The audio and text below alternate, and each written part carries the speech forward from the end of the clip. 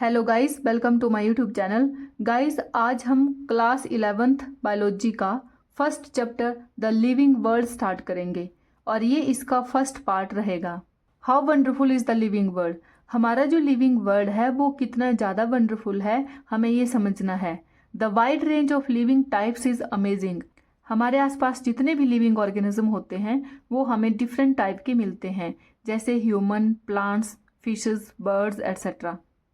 The extraordinary habitats in which we find living organism, be it cold mountains, deciduous forest, oceans, freshwater lakes, deserts और hot springs। Living organism का जो habitat है जहाँ वो रहते हैं वो भी एक्स्ट्रा ऑर्डिनरी है, मतलब वो कोल्ड माउंटेन में भी रह सकते हैं, डेसिडियस फॉरेस्ट घने जंगलों में, oceans, fresh water, lakes, desert या हॉट स्प्रिंग में भी वो रह सकते हैं।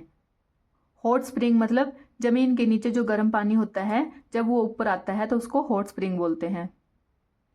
ये सब देख के हम स्पीचलेस हो जाते हैं कि लिविंग ऑर्गेनिज्म जो है वो कहाँ कहाँ रह सकते हैं। The beauty of a galloping horse, of the migrating birds, the ballet of flowers और the attacking shark evokes awe and a deep sense of wonder. दौड़ते हुए घोड़ों की ब्यूटी, माइग्रेटिंग बर्ड्स जो सीजन चेंज होने पर एक जगह से दूसरी जगह चले जाते हैं, फूलों की घाटियाँ और जो अटैकिंग शार्क हैं वो भी हमें बहुत अच्छा फील करवाते हैं। The ecological conflict and cooperation among members of A population and among population of a community. Ecological conflict मतलब लिविंग ऑर्गेनिज्म में जो टकराव होता है, जैसे खाने को लेकर और रहने को लेकर, और ये एक दूसरे को कोऑपरेट भी करते हैं, चाहे ये अलग अलग कम्युनिटी के ही क्यों ना हो।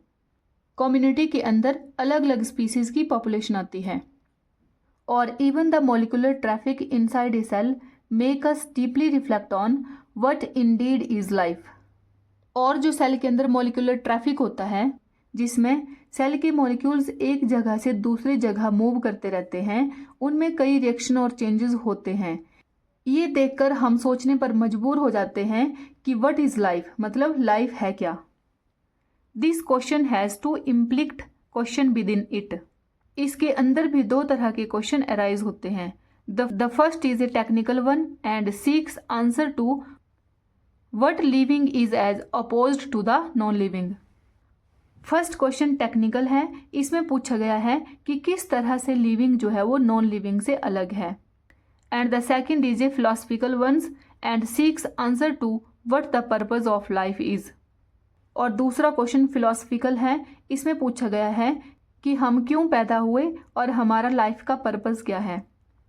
As scientist we shall not attempt answering the second question, we will try to reflect on what is living.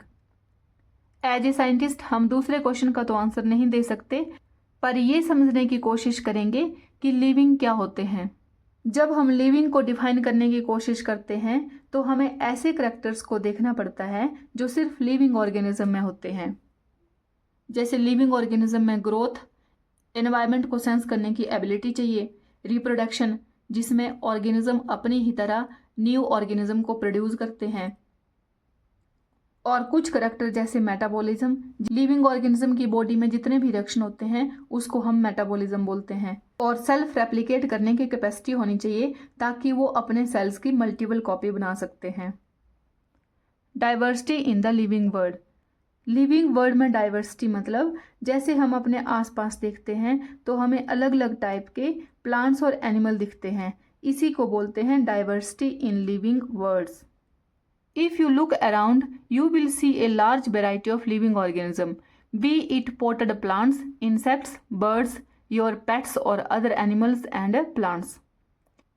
जब हम अपने आसपास देखते हैं तो हमें लिविंग ऑर्गेनिज्म की लार्ज वैरायटी मिलती है, जैसे potted plants. Potted plants means जिनको हम पोट में या गमले में रखते हैं। इंसेक्ट्स, बर्ड्स, प्लांट्स और पेट एनिमल्स जिनको हम पालते हैं। There are also several organisms that you cannot see with your naked eye, but they are all around you. कुछ ऐसे भी ऑर्गेनिज्म होते हैं जिनको हम नेक्ड आई से नहीं देख सकते, पर वो हमारे आसपास ही होते हैं, जैसे कि bacteria. If you were to increase the area that you make observation in, the range and variety of organism that you see would increase. जितना बड़ा हम एरिया लेते हैं ऑब्जर्वेशन के लिए, उतने ही ज़्यादा हमें अलग अलग वैरायटी के ऑर्गेनिज्म मिलते हैं. Obviously, if you were to visit a dense forest, you would probably see a much greater number and kind of living organisms in it. अगर आप किसी घने जंगल में जाते हैं तो आपको वहाँ लिविंग ऑर्गेनिज्म की कई सारी अलग अलग वेराइटी मिलेगी. Each different kind of plant, animal or organism that you see represent a species. Plants, animal और ऑर्गेनिज्म जो अलग अलग टाइप के होते हैं वो अलग अलग स्पीसीज को रिप्रेजेंट करते हैं. The number of species that are known and described range between 1.7 to 1.8 millions. 1.7 और 1.8 मिलियन स्पीसीज को ही हम अब तक जान पाए हैं. दिस रेफर्स टू बायोडाइवर्सिटी और the number and types of organism present on earth. पूरी अर्थ के ऊपर जितने नंबर और टाइप के ऑर्गेनिज्म प्रेजेंट होते हैं इसको बोलते हैं biodiversity.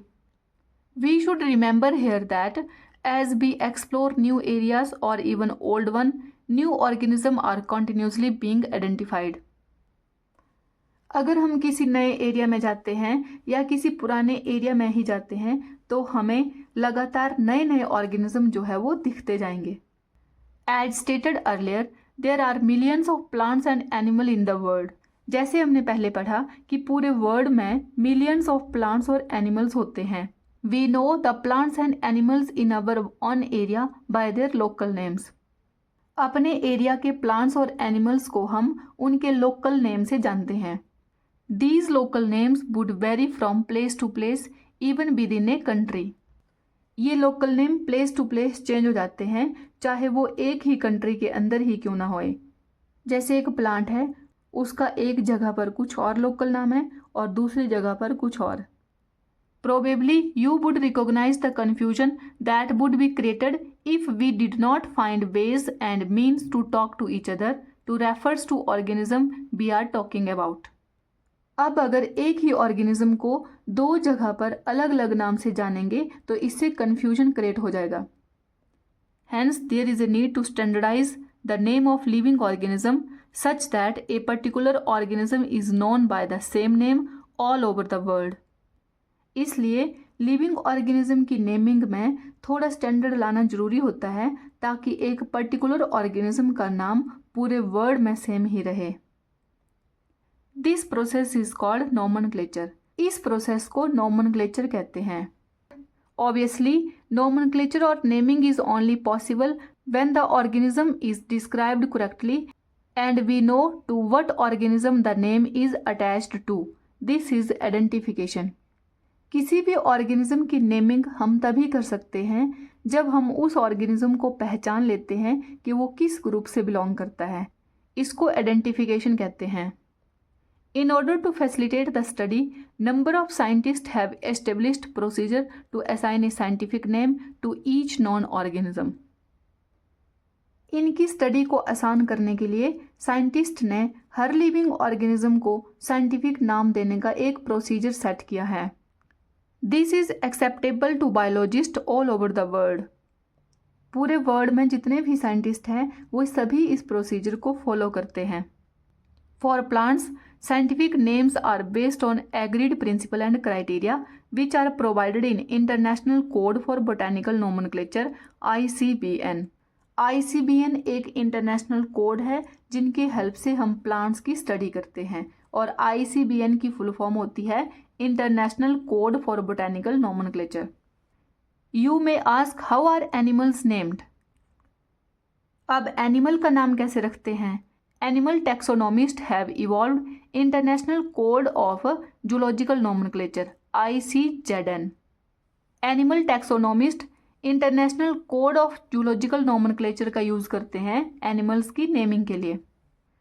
The scientific names ensure that each organism has only one name.